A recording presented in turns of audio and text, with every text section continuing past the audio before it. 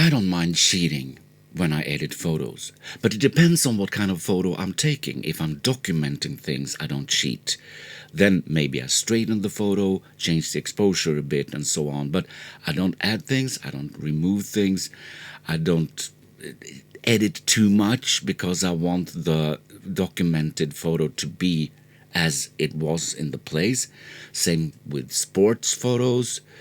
Concerts, I can cheat a little bit, but not much. I can maybe take away a mic stand that's in the way of a singer, but that's about it. But if I want to hang a picture on the wall, like a painting, a travel photo, for example, I don't mind cheating because it's only the result that counts. But it's hard to cheat, and if you do it too much, it will be obvious, and then it will just look fake. But we will try today to edit a photo, this photo, and see if we can make it have more of a sunsetty or sunrisey vibe. This is a photo from Pisa, Italy, I took in November. It's an early morning, it's like 8:30, 9 o'clock, but I want it to be earlier or late in the evening. Let's see if we can do that, okay? And I want to start by straightening the photo and also cropping a bit. So I will go to auto and see if that works. That's okay. And I will crop a little bit because I don't like this thing and I don't like this thing in the corner there. So I will just get rid of those. And the bridge can come. And then we have the bridge on the lower third. That's perfect. Before I change the exposure, I want to darken the sky to see where I'm at. So I will do a mask, select sky, I will darken it with exposure, and I will dehaze it a little bit to have a bit more contrast in the photo. Something like that. I can take away the info. So maybe something like that, and now I can change the exposure a bit. First I want to warm the photo up, so change the white balance towards yellow, and now it starts to look a bit green also, so I will introduce some magenta a little bit. I might go back to this. I want to darken the sky even more, so I'll go to that mask. Maybe something like that. And I will duplicate and invert that mask so I have all other things masked, and raise the shadows a tiny bit, not much, just so I can see the details. Now we have a starting point. Let's go to the color section or color grading, and the shadows could be a bit cooler because it's an early morning. Something like that, just a tiny little bit. The mid-tones I want warmer. Oh, they look best like there, and the highlights also warmer. And maybe more like that. Let's see if we can change lower the luminance a little bit on the shadow part here. And now we'll go into the color grading, see what the colors are doing by using saturation. So red, not much on the red, a little bit on the houses, we can raise that a little bit. Orange, I will raise the orange, and I will also lower the luminance of the orange a little bit. Yellow, we can see that in the sky, but it also introduces some green, and that means that I want to go to the yellow hue and go a little bit more towards the orange, and maybe also lower the luminance of the orange a little bit. Green is not doing much at all. We have blue in the sky. If we darken that, it becomes more blue. If we lower it, it becomes just faded. So I will lower it a little bit, lower the saturation of the blue, and also lower the luminance of the blue, I think, a bit like that. Purple and magenta doesn't do much on this picture at all. A little bit on the magenta, but nothing. No, nothing. So we can compare the pictures, and we are starting to get an early morning shot. I'm not really happy with the sky yet, so I will go back to the sky mask, lower the raise the highlights a bit and lower the shadows. That's the way to go here. And I will change the white balance even more on the sky separately from the rest of the picture. Yellow at 7 and magenta at 2 looks okay. I'm gonna do more things about the sky later on. Maybe the picture is a tad too bright overall. Let's see if I lower the highlights on the whole picture.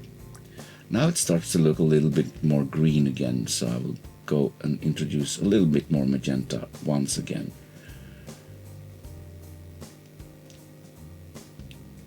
Something like that looks okay. I think the water is way too bright, so I will brush it. Maybe I will fast forward now so you don't have to look at all this.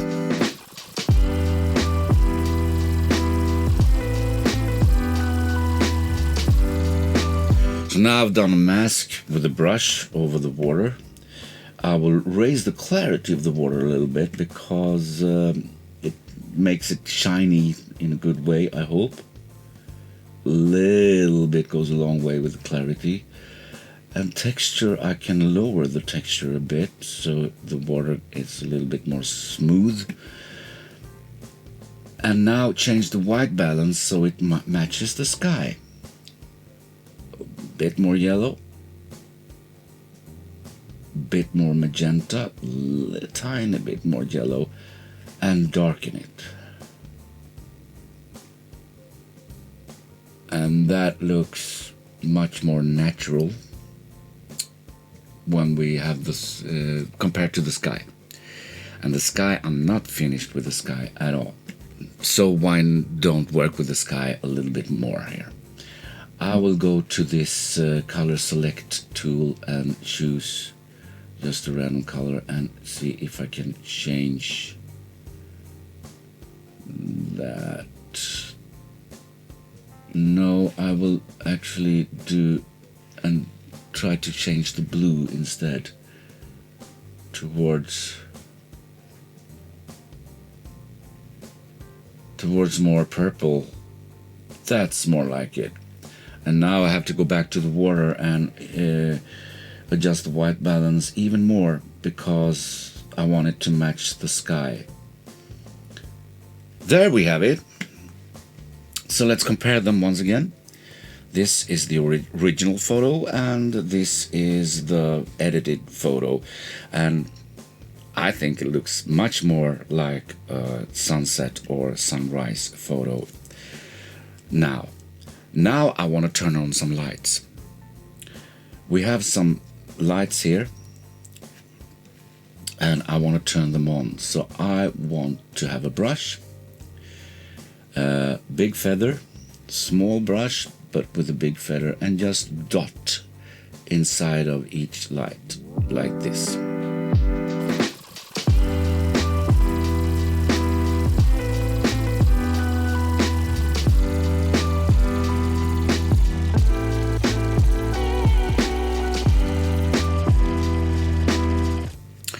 And after I brush them, I will raise the exposure quite heavily. And I will raise the whites. And I will raise the white balance, the yellow, so the light looks more yellowy. And let's see if we have turned on some lights. Yes, we have. They're not so prominent yet, but I will do one more thing. I will do another mask, but this time a radial gradient. And I want the inner circle to be as big as the light, but the outer circle to have a glow outside of the light. And this is gonna take a while, so I will fast forward, because I do one radial gradient and then I duplicate it and I drag the duplicate to another light and so on. So I will come back to you.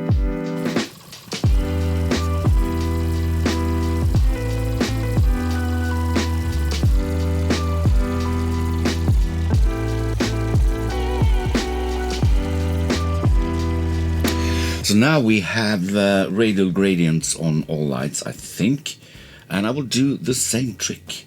I will zoom in so we can see what we're doing. I will raise the exposure, not as much as the last time. I will raise the yellow, tiny bit more exposure, or maybe tiny bit more white. And let's see where we're at. Yeah, maybe something like that.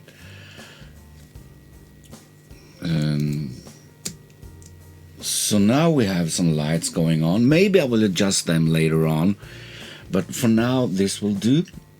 I want to see more of that bridge, a little bit more. So I will do another mask. I will go to Objects and see if Lightroom finds this object now. Yeah, it sort of did. I will raise the shadows and raise the contrast I was thinking, but I think the texture a little bit. Let's see. And the clarity a little bit. On and off. A little difference, but it actually makes a difference, so that's cool. What is that? Oh, that can be there. Now we have to, or I want to, get rid of some cars and people. Get rid of people doesn't sound good, does it? So I will open this picture in Photoshop. And here we are in Photoshop. Let's make it bigger. This bird has to go because it doesn't look like a bird even. So I will just do the remove brush and take it away like that. Now let's see. Oh, I have lights there also. I forgot them. I have to do it once again. And that looks good. Those people, they can be on the bridge, I think. And even those. But we have some cars here that I don't like. So I'm gonna take away the cars.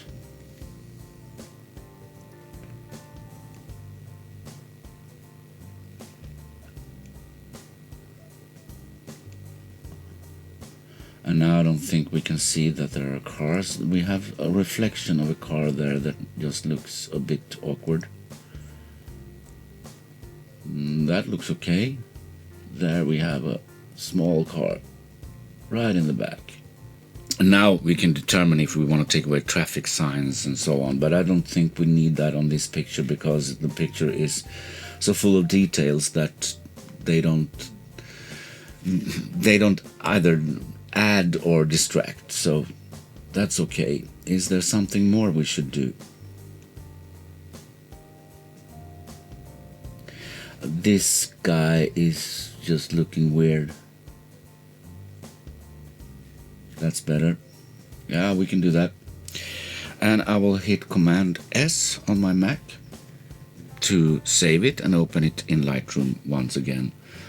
And now we're back again with all the lights on. I will see if I can lower the highlights of the whole picture a little bit. And maybe raise the shadows a tiny bit to see the details in the houses here. But not too much because I want it to be an early morning or late afternoon, or evening kind of picture. And I'm not happy with the sky yet. So I will do one more mask here with the sky. And I will see if I can change the colors a bit more to make it more like a sunrisey kind of photo. Let's see if I go that way a little bit. And I will also raise the contrast on the sky and bring up the whites a little bit to match the rest of the image. Before and after, a little bit more, yes. And because the sun is coming from the right, you can see that on all the houses, I will do a couple more things with the sky. I will do a linear gradient, and I will go like that and darken it a little bit, tiny little bit. And then I will do a radial gradient and zoom out. That was too much.